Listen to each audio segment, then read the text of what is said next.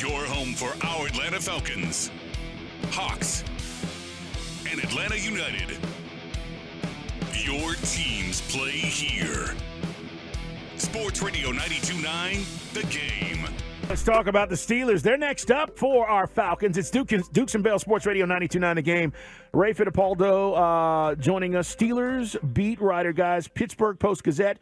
Ray, I want to start with the progress of Kenny Pickett. I keep hearing all these positive things about how well he's looked in the preseason. Is he going to play on Thursday night against the Falcons? And tell us what you think about where he's been so far this year at camp and where he's progressing.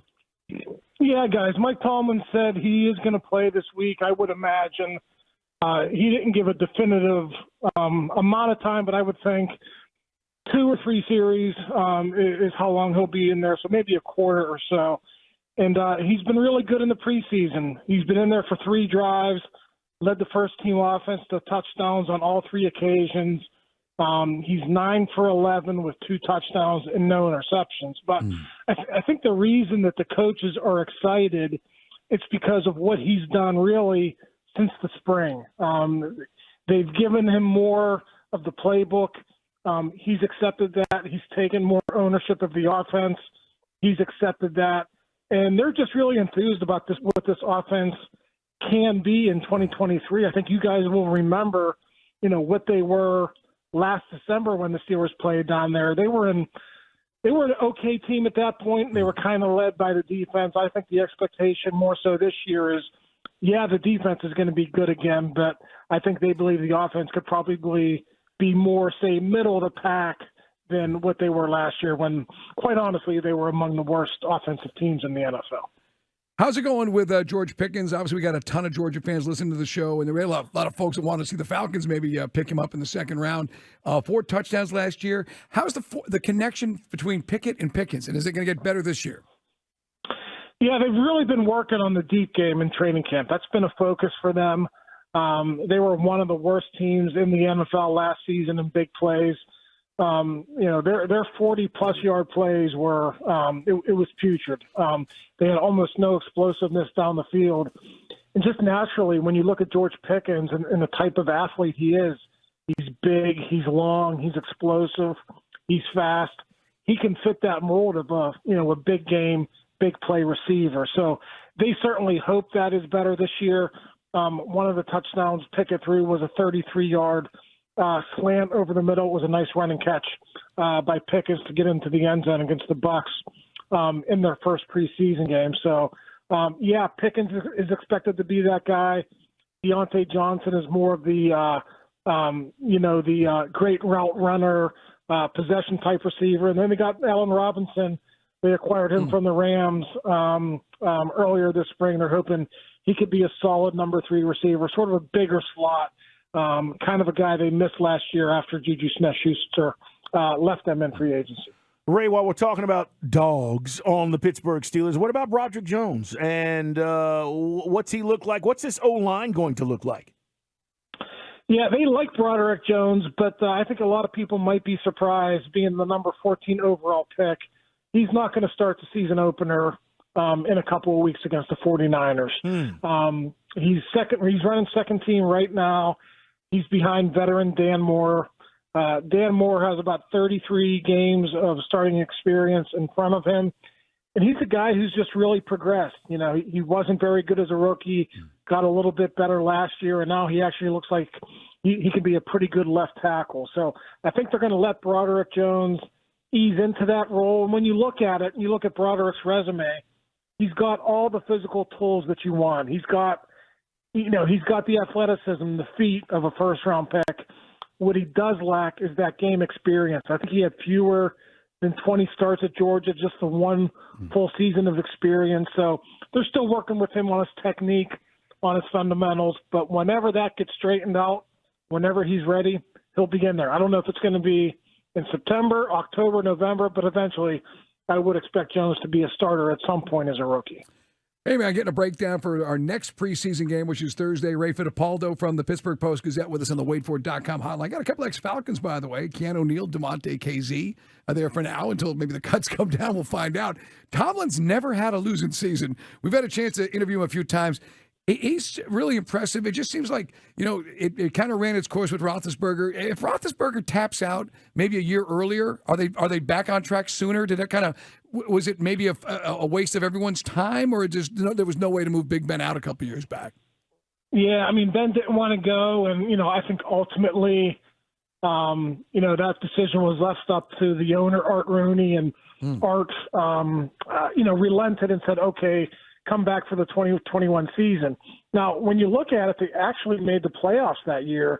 They got blown out by the Chiefs, but they were a competent enough team under Roethlisberger that last year that they could at least be a playoff team. So, I mean, who knows? They probably don't get Kenny Pickett if Ben leaves a year early. I mean, the entire equation changes. I just know, based on what they feel from the end of last season when Pickett really started to get his feel. He was really good the second half of last season. They won 7 of their final 9 when he was in there.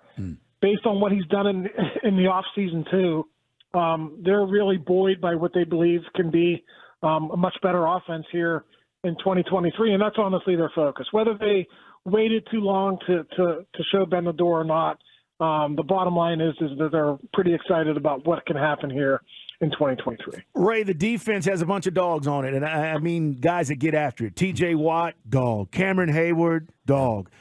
That front 7 is really good. Have they improved? Do you think it'll be better than it was last year?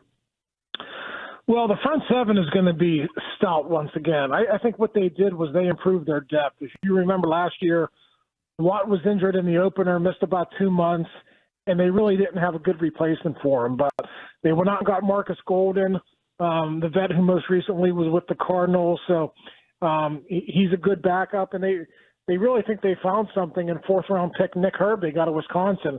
Herbig has 2.5 sacks, and honestly, he's been the talk of training camp. Of all the rookies they have, Broderick Jones, Joey Porter Jr., Darnell Washington, and Nick Herbig.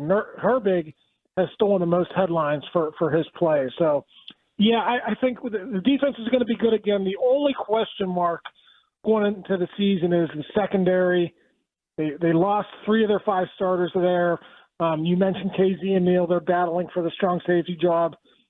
Patrick Peterson is replacing Cam Sutton, and they'll have a new slot corner as well. That's going to be Chandon Sullivan or Elijah Riley. So lots of changes in the back. I think that's the one potential thing that can maybe trip them up. But when you're talking front 7, I think they got a top 5 front 7 when you're talking about all teams across the NFL. Previewing the Steelers coming up on Thursday, and of course for the season as well with Ray from Pittsburgh, from the Post-Gazette. It's Ray Fittipaldo. Let me ask you this, Ray, because we always feel we get no respect at all from ESPN, from the national guys, because we're two poor seasons, 7-10, 7-10. We have a quarterback that most guys aren't familiar with yet, hasn't established himself. Up in Pittsburgh, when I say Falcons, what do you think of? Well, I mean, the Steelers played them last year, and I think I'll tell you what the Steelers are talking about this week. We talked to defensive coordinator Terrell Austin yesterday. He brought up how the Falcons really ran all over them in the second half of that game last season, got them back into the game. I don't think it was all that close early in the third quarter. Then the Falcons started running, and it got real interesting until the end there. And what Austin wanted to see, he's hoping, I don't know what Arthur Smith is going to do, but he's hoping Bijan Robinson, that first-team offensive line, play a lot tomorrow night so he can get a good feel for where his run defense is. So, I think what they saw last year in Atlanta, the way they came back, the way they, were able to control that game in the second half with the running game. I think the Steelers' defense, at least, I'm talking about Austin, he really respects what the Falcons can do on that side of the ball. And by the way, we don't know what we're going to get from our starters because we had a 17-play drive. Again, then everyone got pulled in the game last week. So we're hoping, we'd like to see the starters, but not really banking on it down here. And it's an interesting dilemma for these coaches with the way the schedule is now. I mean, after Thursday night, there's 17 days before the regular season opener for the Steelers. I think for the Falcons too. So, I mean, it's crazy how the coaches have to deal with this. Tomlin said today he's basically treating this third preseason game, the final game, like he would a third game when they had 4 preseason games, just because he doesn't want his starters to get stale. So it's an interesting dilemma. I know all coaches will approach it differently, but for the Steelers at least, I think you'll see their starters, if not for a quarter, maybe into the second quarter as well. Is Keanu Neal there with the Steelers? He is. He was injured early in camp. He's battling for the starting strong safety job with DeMonte KZ. And, KZ is more of the smaller safety, more of a ball hawk. And, I think you guys know Neal is the bigger safety, maybe the box safety, who will be better against the run. And for the Steelers, when you play in a division, the Ravens with the Browns, two teams that can really run the ball, the Falcons tomorrow night, I think those are the types of games we will see a heavy dose of Keanu Neal. Yeah. I was curious. Both KZ and Neal were with the Falcons at one point and now battling for jobs with the Steelers. Great job, Ray. We appreciate your time, man, and looking forward to seeing how this third preseason game looks and what the Steelers are going to do this season. I think the Steelers could sneak up on a lot of people. I do. I think everybody's talking about the Bengals and the Browns with Deshaun. I don't know if the Steelers are getting their respect, but we'll see where it goes. 8.5 wins in Vegas. A lot of people jumping on that. So we'll see how it goes. Thanks, brother. All right. Hey, thanks, guys. Appreciate it. And by the way, last year, for those who don't remember, I remember being at that game, bunch of Steeler fans sitting all around us. But that was a game where they were outscoring us 16-6. We shut them down. We forced a field goal, 2 punts. We got a pick. And so we had the 2-minute offense, and then Mariota throws a pick. Throws a pick right on the first play from inside their own 5-yard line, but going the other way, and Mariota just blows it. So that was a 19-6 to his point.